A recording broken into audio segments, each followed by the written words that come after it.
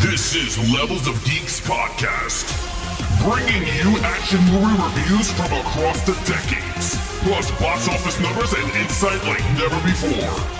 And now your host of Levels of Geeks podcast, Alex and Friends. What's up, everyone? Welcome to episode number 30 of the Levels of Geeks action movie podcast. I'm your host, Nate, and that is my co-host, Alex Figueroa.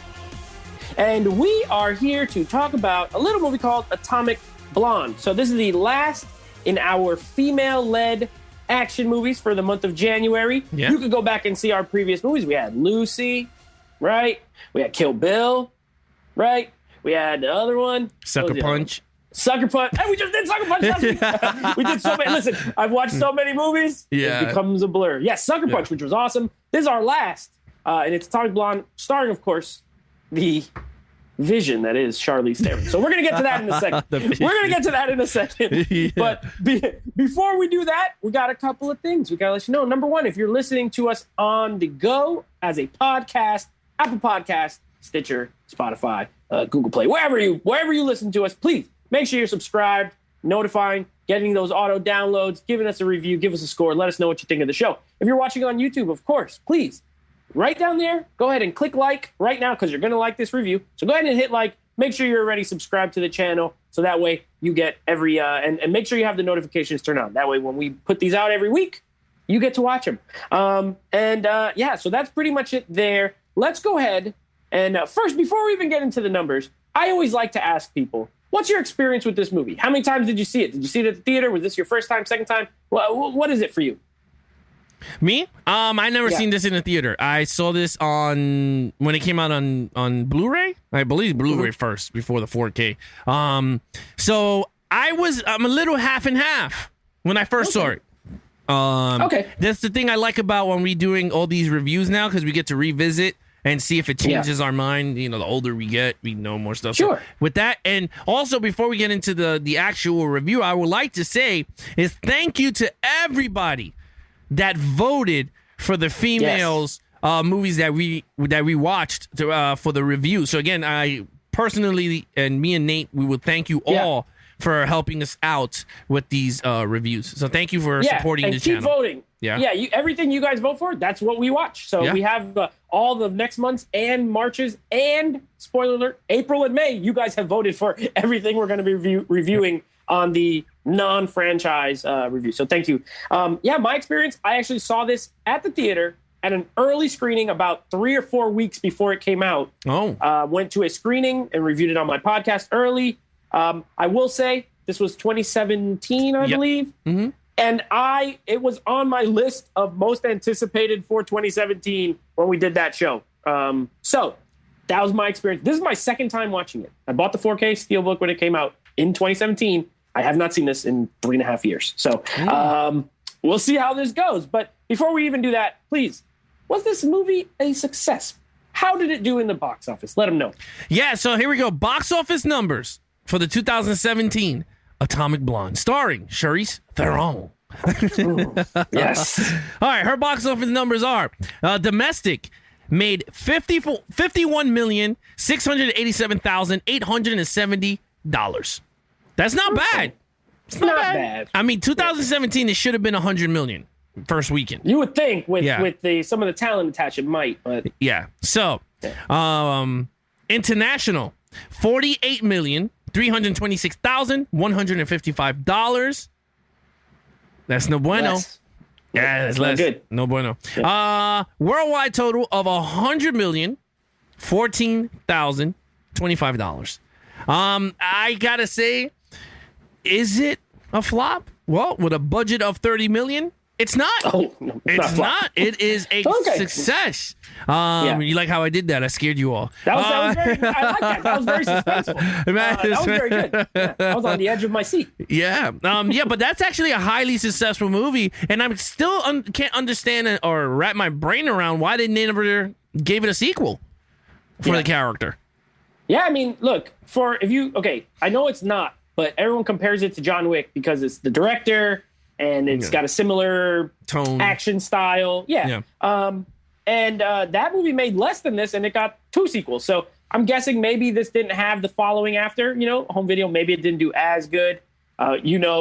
They came out with so many versions. And I feel like when they come out with a lot of versions pretty quick, that means it's not selling. So they're trying to get people to, people to get it. Yeah, because there's been like 3 or 4 different Steelbook variants. You just got the 4K for what, like $10? Yeah, $10. I don't think it's, so I maybe it just didn't have that follow-up appeal that people really wanted, but it was a success because even the marketing wasn't crazy. I remember, like, I saw the trailers, but it wasn't big-time marketing. They made a profit on this, for sure. No, I mean, I agree with you with that. Yeah. Yeah, I mean, I just think it wasn't. Maybe it didn't have that after following. Yeah, but critically, how did it do there? You know what I mean? Made money. Yeah, give us some success. Well, 78% critical. 78%, pretty good. I feel like anything 75 and up is like a tier. I like to break it into tiers. That's like an upper tier. You know what I mean? 75 and up. Obviously, 90 is like the peak of the mountain type stuff, but 78 is pretty good. Audience score 64, so 14% lower, liked by less people, but still more than half of the people who saw this and rated it enjoyed it. So with that, we're gonna let you know the only important numbers on this entire show, which is our numbers. Did we like it? I have a feeling. I always like to make predictions. You guys saw on John Wick, I came very close to predicting that box office. I have a feeling we are going to have a split review on this one. That's my guess. We don't talk about it. I don't know if he likes it. He don't know if I like it. Yeah. But I don't know. We have the same exact score on John Wick. Doubt it's going to happen this time. That's all I'll say. I doubt it's going to happen. All right, so let's go first. Yeah. Lead character, Miss Atomic Blonde herself. Yes. Charlize Theron. Yes, Lorraine Blonde. That's her name. Lorraine Blonde. So look, the character, I enjoyed her character. Actually, look, one thing with Charlize Theron, though, she puts 110% on any role she does. So yes, that is not even a factor of this movie, okay? She gave you ass-whipping scenes. She was very emotional. She has a hot lesbian scene with that chick. Okay. Sophia Boutella. Yes, she got that lesbian, scene, and I'm like, that's awesome. Then you got, then you see the her spyness because you get to see all that play out throughout the movie. The movie is very serious. It's a more drama driven than action driven, like John Wick. John Wick had the elements of both that smooth operator. It flowed like wine. This one was like a rapid because I was going up and down. I didn't know what the hell we were going at with this character.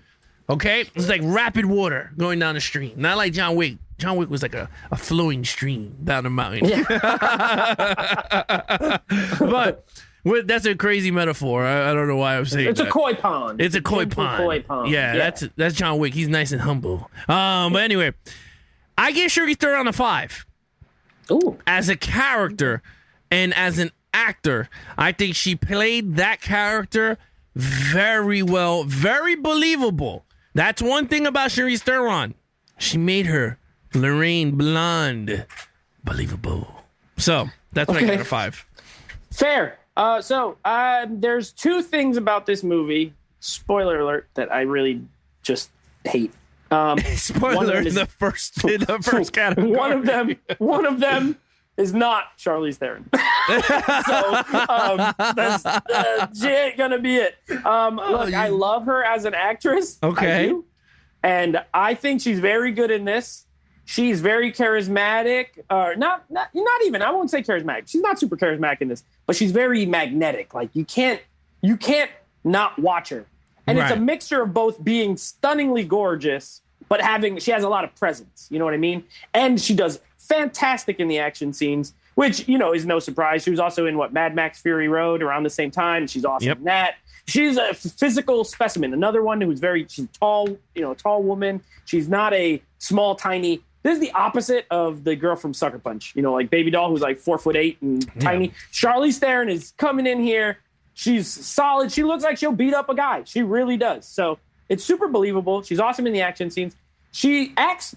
She does well. My problem with it and why I don't give it a 5 is that lack of charisma. So John Wick is quiet, but at least there's one or two times where like his charisma kind of comes out when he gets very upset. You know, the church scene when he's yelling at them. With her, it's just all kind of very dull, kind of low key.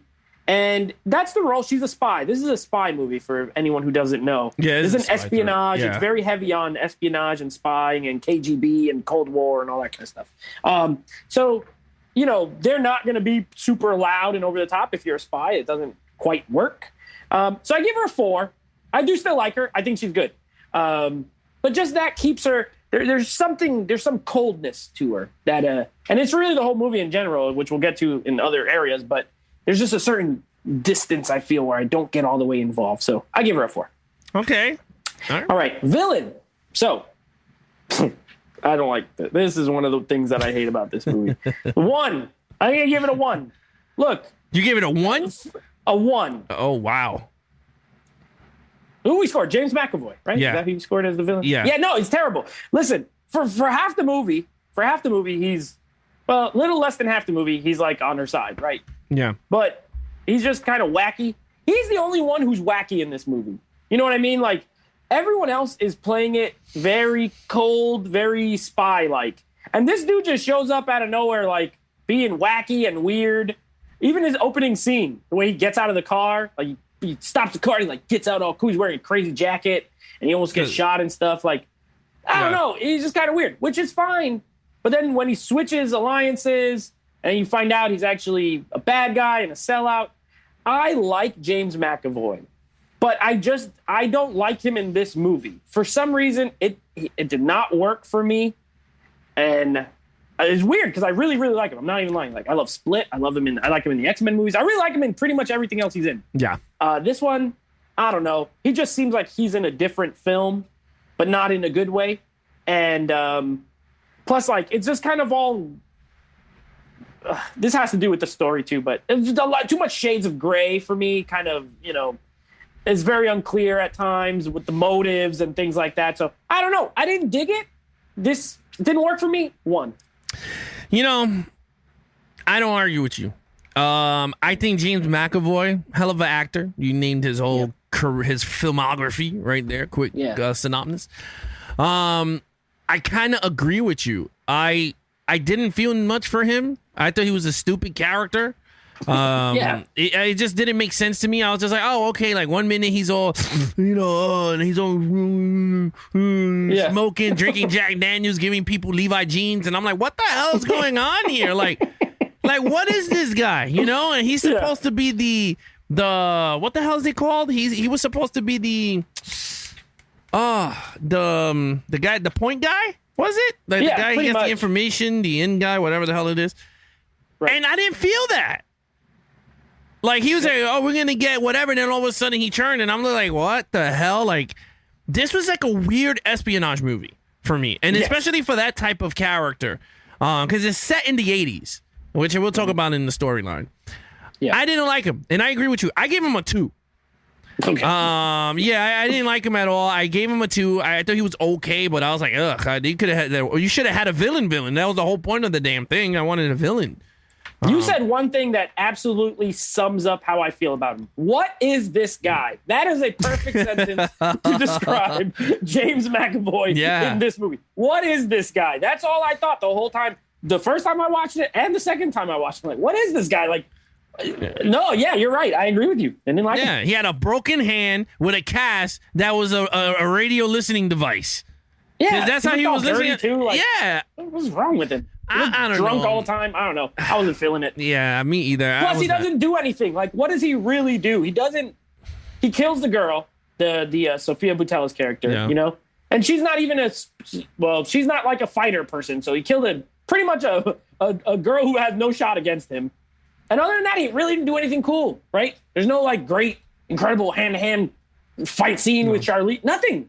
He sucked. So I agree with you. Okay, you go on action scenes. Now, this was a little hard for me because some of the action was not as much action like John Wick. Like, John Wick had this flowy action sequences throughout the first movie. And it's wrong for me to pick John Wick because I know it's the director, and I know that a lot of people compare this to John Wick. So it's really wrong for me to almost do that. Impossible, though. It's really impossible. So I'm going to go with Salt with Angelina Jolie because that's an actual movie that I could say this is kind of even terms. She's a spy sleeper, and this was a spy also. So I'm going to use that because I love Salt. That needs a 4K. That needs a 4K transfer. I agree. Yeah. So with that said, Salt had a lot of action scenes that were short, long, then super long, and then they go back to short. This movie is like in spurts. We have some here, we have some there. Towards the middle of the ending, you have the longer battle when she's trying to take the nuclear physicist guy that knew the codes down the stairs. Yeah, that guy. That was kind of, for me, that was like the longest scene. Even the one in the house that she fights and then she jumps out the window for 2 seconds. With the hose. Yeah, that was, to me, that was super fast. I mean, if you look at your time, that was like a 5-minute fight. Mm-hmm. And I'm not nitpicking, but we are a action podcast, and we have to nitpick action sequence, okay? I'm going to give this a 4 because of the brutality that she endured doing the stunts. Because I know she got hurt. Like, there's no way you can't tell me she did not get hurt doing the stunts. Yeah. I'm going to give it a 4. But if I really wanted to be super harsh like Nate, because I'm a really nice guy when I give scores. Yeah, generous. Generous Al. That's what I am. Generous Al. You got to get a t-shirt for when we do these podcasts. Yes, generous Al. Yeah, so I'm very generous, okay? I would have gave this a 3. But I gave it a 4 because I think she endured a lot of physical pain during this stunt. She must have got hurt her leg or ankle, whatever the hell. So I'm going to give this a 4. What would you give it, Nate? All right, we are going to be, this is one of the weird times where I think I will become generous Nate. Rare, very rare. This doesn't happen often. You gotta make me look bad. I don't nitpick. I try not to. Yeah. I don't feel like I'm overly harsh, but I don't just blurt out great scores all the time. However, I agree with you. There's not a ton of action in this for an action. It's more of an espionage spy movie than an action movie. Yeah. And this is actually based off of a graphic novel. So this must have been like a graphic novel. It was just a lot of reading because it is not a super action movie. A lot of like a newspaper. It's like exactly. It's more a graphic newspaper than graphic newspaper. So, like, I agree with you there. The fight scene, I do like the fight scene in the house. It is short, but I do like it. But that big action scene towards the end alone is so good. I remember watching it at the theater and thinking, this is the best action scene I've seen in a movie theater all this year. And by the end of the year, it stayed that way. And it's the one thing in this movie, I kid you not, that always I remembered for the last like 3.5 years. Okay. It's executed so well. It's not just a long scene, it's a long take. So there are cuts, obviously. As a big nerd, you can spot them, but the whole thing is shot essentially in real time. Yeah, and they're long takes. Yeah, they're long takes before you have the hidden cuts. So, man, she fights multiple guys in the stairwell. There's gunplay. There's no music throughout the whole scene, which I love. It's just hitting, bone crunching. Mm-hmm. Yeah, everything. You hear sound effects. You hear gunshots. Everything, and it starts off with guns, moves straight to hand, moves to a car chase from inside the car. I absolutely love it. It's a showstopper in my opinion. Like, it's very great. For it, I give the action a 5 because I think, although it's not a lot there, and you're right, the two major fight scenes, the one in the house with the hose, there's some very good choreography there that looks cool. And I like the George Michael song that's playing through the fight scene. I think it's really cool. And then that last one, though, when you have something that's so money, I got to give it full credit. So for me, I'll give it the 5. But it's not for quantity. It is for quality of that long kind of 10 to 12 minute action scene. It's so good. Just fast forward to that part, and then turn it off. Anyway, we're gonna get the story. Turn it off. Thank you. You We're made gonna me get look the bad on story. action seeking. Yeah. Okay, where are we you up gave it a to? 4. You gave it a 4. We were close. We're gonna go to story, and so with the story, here's the other thing that I hate about this movie. I didn't like this movie when I saw it at the theater. I remember we went to see it. I was extremely let down. And I left that theater like, man, I had this like on my most anticipated list. Because again, I remember I was an early John Wick adopter. I was there from the beginning. I saw it about 2 months early. I saw this a few weeks early. I was like, okay, I'm very excited. And the story does not do it for me. It's overly convoluted. I mean, you want to talk about a confusing, convoluted espionage is not my favorite genre at all. I'd probably put it in my low tier of like movie I like to watch, not counting James Bond. I like that kind of spy movie, or like Kingsman, stuff like, I like that, more pulpy and actiony. I hate the like real spy, like John Le Carre movies, like a most Tom Clancy dangerous films? man, or I do not like them. I really don't. So I like The Hunt for Red October, but other than that, I'm just not into it. And then this one is that style of movie, but it's so confusing. Like she's this agent, and then she's a double agent, and then she's like a triple agent. It's like, oh my gosh, how many different countries could you be working for in one movie? The movie's told in a weird way where it's like starts off and then it flash forwards, but then it's told in flashback as well. Yeah, you don't really know who's who. You don't really know who's good. You don't really know who's bad, but even then you don't know their true motivations. Yeah. Half the time, I'm not even kidding. And I'm not stupid. But half the time I didn't know what was going on. I'm like, I don't know who these names are. I don't know who's who and what are they doing? They have a list. This guy has a list of names. Okay. But I don't really know everything. I'm just not a big spy fan. It's a 1. I hate the storyline in this movie. I'm really, really not into it at all. And there's other things that, I will give credit for when we get to overall, but story is not one of them. 1 for me. Yeah, so I'm a huge spy dude. Like, I mean, of course, that's why we're covering action, because of Right. me and you. But I love spy. I love the Jack Ryan series. I love these type of like espionage. I love 007. Yeah. I love the Mission Impossibles. So this one, I was a little bit there. Okay, I love the salt. Okay. I kind of understood what they would try to go with this story, but it was way poorly executed. It's really poorly executed when you have someone like me that know espionage type films, and I'm looking lost. Like, what the hell? Like, where did he get the watch from? And then from the watch, it went to this guy, and then from this guy, she's trying to figure it out. And she figured it out, and then, James McCoy is really bad, and then it got too complicated. And I don't like movies that way complicates things for a plot. Yeah, like agree. I enjoy. Like I said, I enjoy espionage. If you want to do twists and turns, again, like I said it before, even with the Salt movies, it has to make sense to the audience. So they could at least feel the journey with the main character. That's the whole point of us watching movies, is us in the eyes of the lead character, or if it's not through the lead character's eyes, we're seeing the damn picture and we know where we're going with. Like a Sherlock Holmes type movie. You know what I mean? Right. So Yeah. we don't get that. And I think David Leitch is an excellent director. I think this was like one of the wrong projects for David Leitch.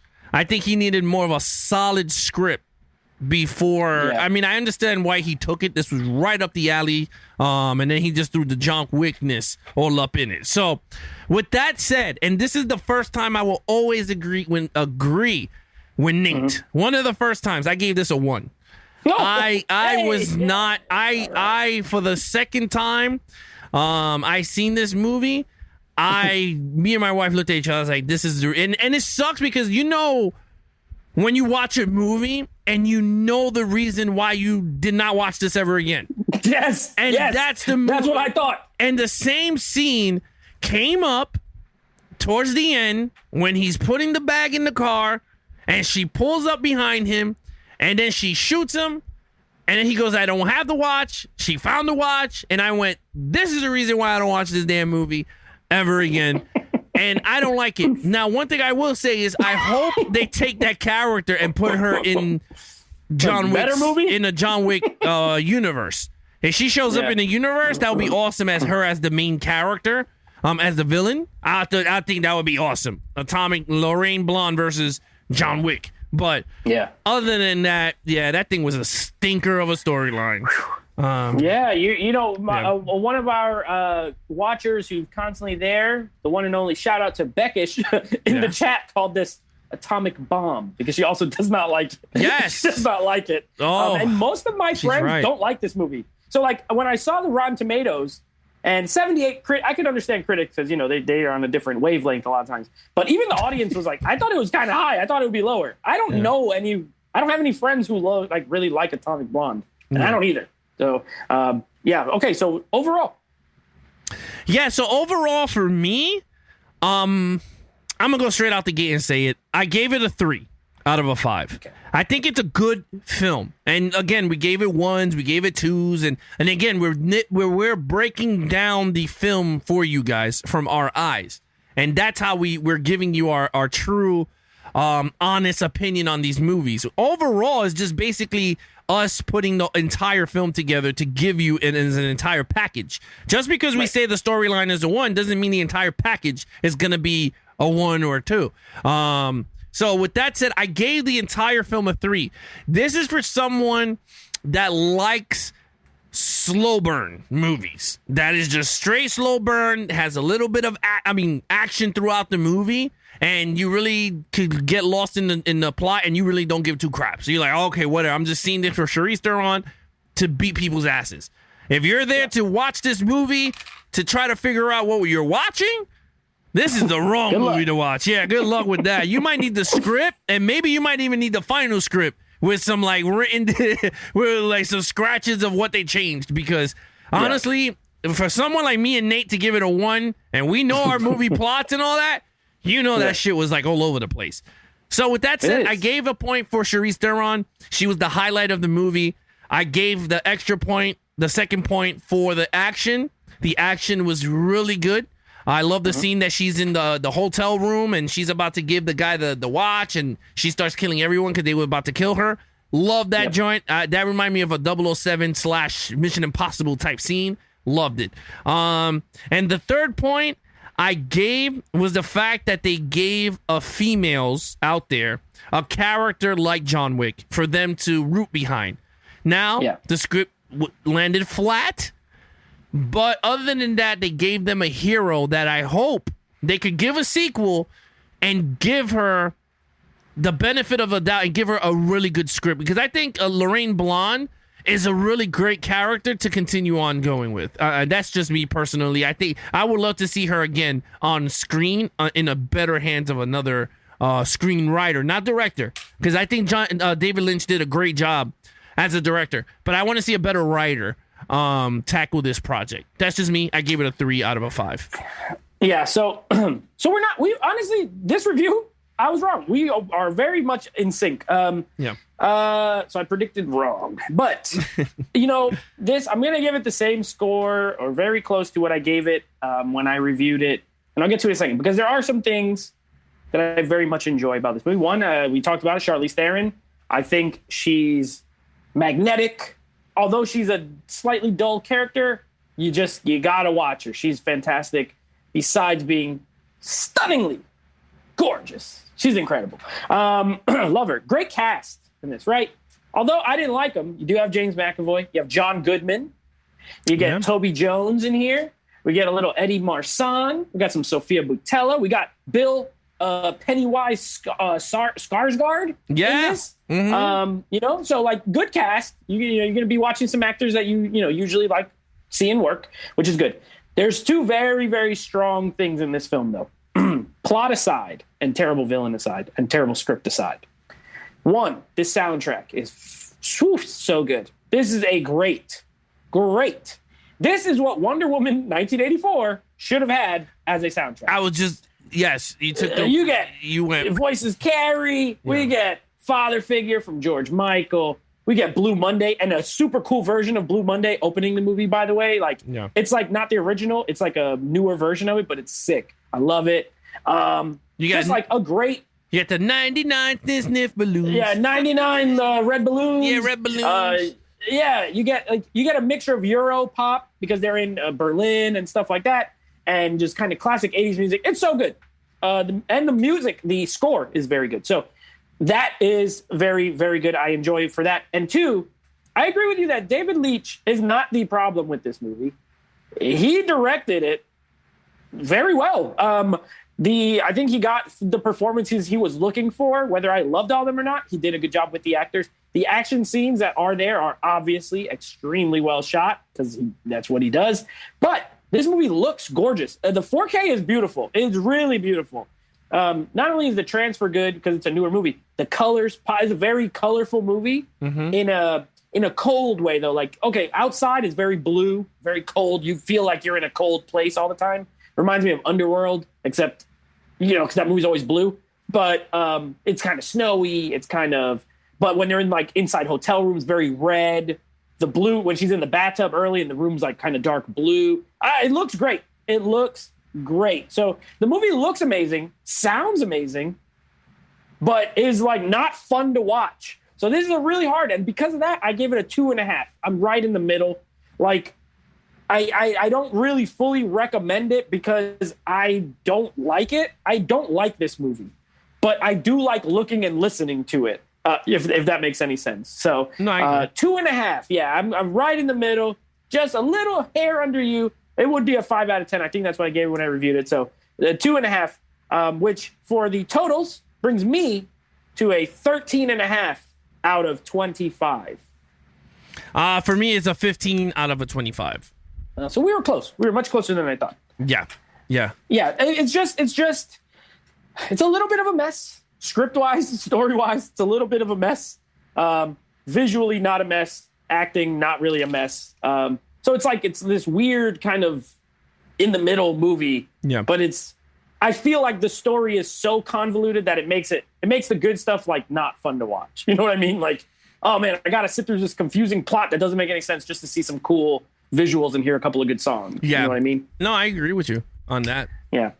So anyway, that is Atomic Blonde. So of course, you're going to want to make sure you follow next week. We are going to be reviewing John Wick 2 for our franchise movie. And then we will be checking out the Wesley Snipes film, Passenger 57, as part of our Black-led action star movies for Black History Month, in honor of Black History Month, the month of February. We said, let's do what we can and support these actors of color who are doing great work in the action genre. We could have really done a whole month of Denzel Washington movies, but we decided to mix it up and give everyone a chance. Papa Denzel comes through with the heavy hitters, but we wanted to give other people a shot. So we're going to cover the gamut of action movies with black leads. That's pretty much it.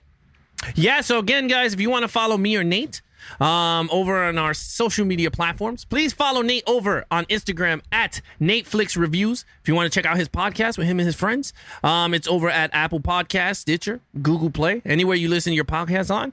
The podcast is called Netflix Movie Reviews on all those platforms. And of course, if you want to follow our Levels of Geeks, anything Levels of Geeks, you can follow us on Twitch, Twitter, Instagram and YouTube, all Levels of Geeks across the board.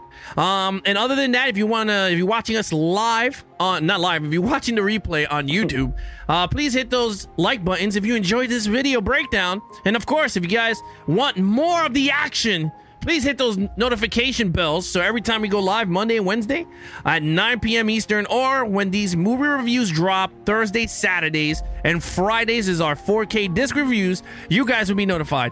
Until then, I'm your host, Alex Figueroa, and that is Nate from Netflix Reviews. Be awesome to each other and geek out.